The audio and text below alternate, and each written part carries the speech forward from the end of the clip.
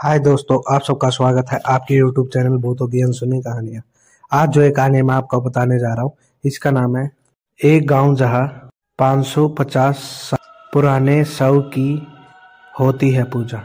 चलिए अब बढ़ते हैं आज की कहानी की ओर। भारत के हिमाचल में की पहाड़ियों में एक ऐसा स्थान है जहाँ आज भी मृतदेह की पूजा होती है, जिसके बाल और नाखून कई सालों से बढ़ रहे हैं।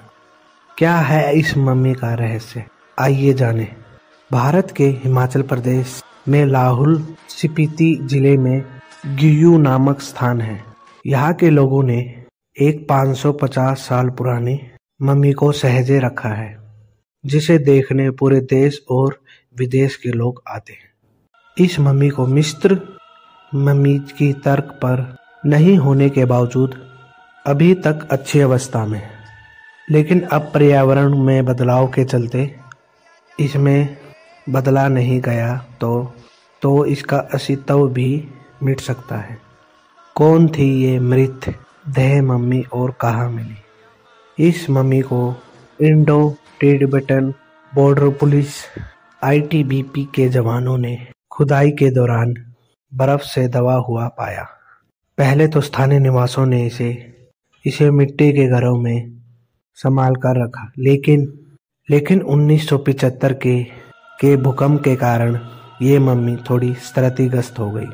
जब इस सरकार का ध्यान इस प्राचीन धरोहर पर गया, उन्होंने इसकी जिम्मेदारी ली और इस स्थान को पर्यटन स्थल के रूप में विकसित किया गया।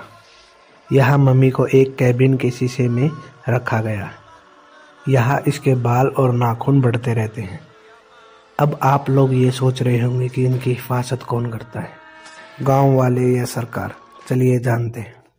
इस मम्मी को स्थानीय लोगों के परिवार बारी बारी से देखभाल करते हैं और गाइड का भी काम करते हैं, जिनसे उनकी रोजी रोटी चलती रहती है। वो बताते हैं कि आज से 550 साल पहले ये मम्मी एक संत की थी, जिन्होंने इस गांव को बिच्छू से बचाने के लिए खुद को जमीन में दफन करने का उपाय बताया।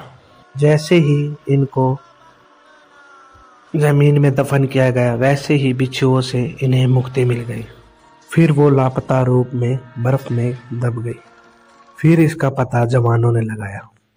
इस तरह मिस्र की तरह भारत में इस मम्मी ने अपना ध्यान दुनिया की तरफ खींचा है, जिससे भारत का गौरव बढ़ा।